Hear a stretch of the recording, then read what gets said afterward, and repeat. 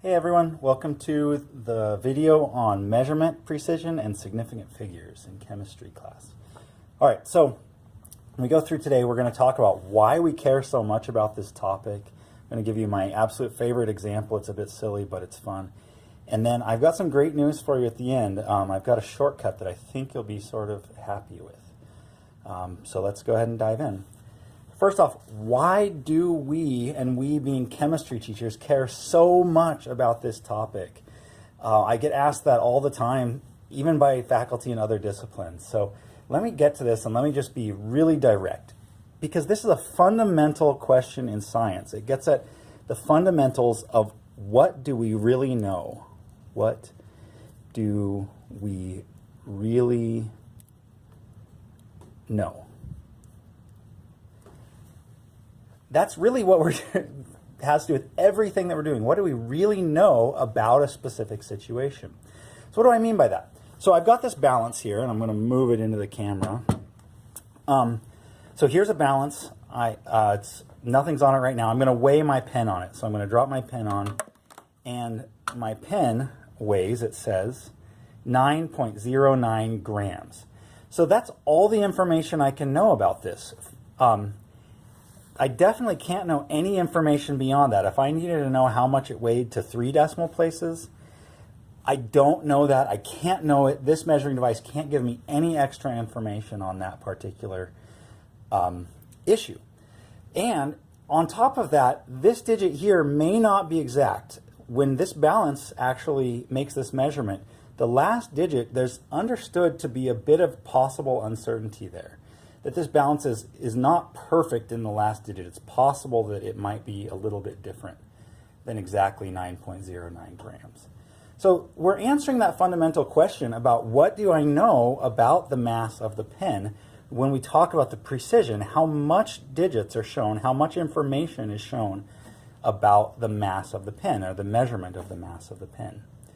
And if we aren't clear about what we know in science, then that really defeats the whole process of science, because science is about that way of understanding the world and way of figuring out and knowing about the world. So it's important to be clear about what we do know and what we don't know. Here we know definitely it's 9 grams, it's definitely 9.0 grams, but there may be variability in this decimal place and we don't know anything about the digits after that. We do the same thing when we do analog measuring devices. Analog measuring devices are something like this, where there's a measurement scale written on the device. This one, is a graduated cylinder for measuring volumes. So the measurements here are every 1 milliliter. So this is 30 milliliters, 31 milliliters, 32 milliliters, 33 milliliters, etc. So you can see, just looking at this, that it would be possible if the water were like in between 2 lines to estimate 1 digit beyond that. So based on this measuring device, if the water were, let's say, I'll just go ahead and draw a water line in. If the water were right here, so that line I've drawn in is halfway in between the 32nd and the 33rd mark. So this is 32 milliliters here, and that's 33 milliliters there. So what do we really know about this situation? Well, we know that it's somewhere between the 32 milliliter mark and the 33 milliliter mark. So we could definitely estimate about where it is. Maybe we think it's right about in half, so we'd say 32.5 milliliters there. And that's the same thing as that digital balance that we were looking at. We know this digit for sure. We know this digit for sure because it's definitely past the 32 milliliter mark.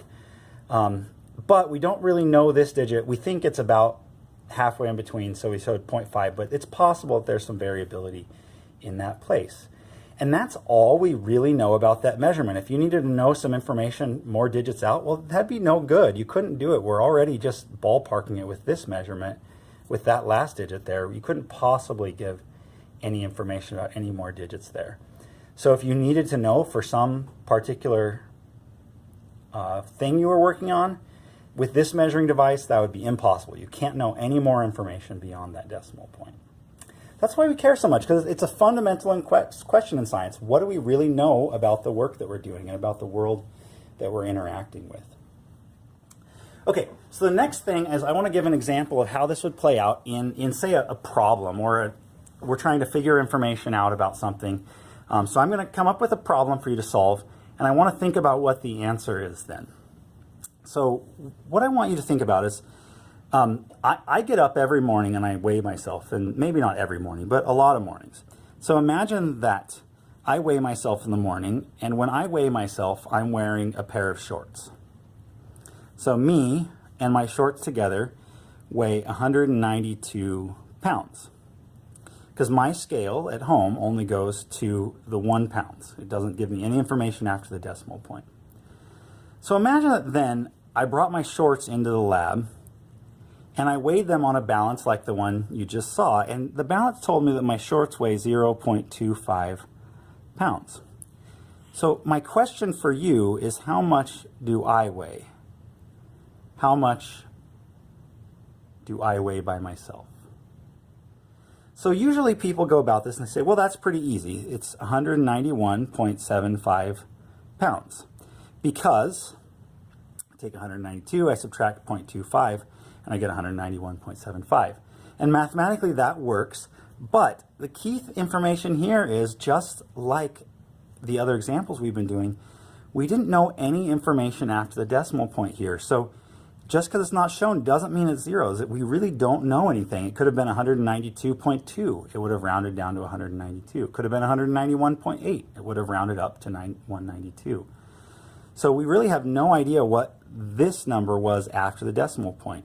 If it was 191.72 pounds, it would have rounded up to 192 on my scale. If it was 192.39, it would have rounded down to 192 on my scale.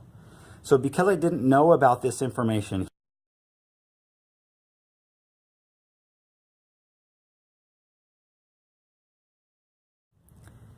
okay, my apologies, the video cut out for a second. Where I left off, I was saying because I didn't know about the information here, I still don't know about that information here. I can't possibly. So we need to round it back to the least precise information we had to begin with, which was the 192. I still don't know any information after the decimal point. So down here, I still can't say that I know any information after the decimal point. So if I'd say, what do I weigh alone without my shorts? 192 pounds. And like always, I assume there's possibly some variability in the last place, just like there was in the measurement I took up here. All right, so hopefully that makes sense about why we care so much. So how you actually do it, how you actually carry this out, like in this example and in a lot of worse ones, is where people get tripped up and start pulling their hair out. So here's the rules. Here's how you count significant figures. And then, once you're done counting significant figures, here's how you apply that in your problems. If you're doing addition or subtraction, you do it this way. If you're doing multiplication and division, you do it that way. Here's what I want you to do. Review those sometime, but for the most part, ignore those. And here's your great news. You don't actually need to go through those rules in great detail every time you do a problem. What you need to do is use a little bit of common sense. So here's my shortcut for you. First off, pay attention. Pay attention to the problem. And then when you get to the answer, just report your precision or sig figs to roughly the same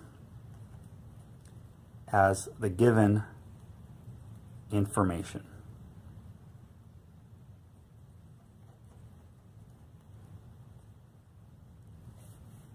That's it. When you get to the answer of a problem, report the precision or sig figs to roughly the same as the given information in the problem. So what do I mean by that? Here's an example. So this problem is a relatively simple problem. The problem says to convert 30.0 cubic centimeters to cubic meters. So the given information is the 30 cubic centimeters. So that's stated here. 30 cubic centimeters is the given information. And so you can see 30.0 is 3 digits. Like if that were a readout on a balance or something, you would say that it's reported to the first decimal there. So when you get down here, you can see the solution actually did the work. This is how many cubic centimeters we started with, and then we converted to cubic meters.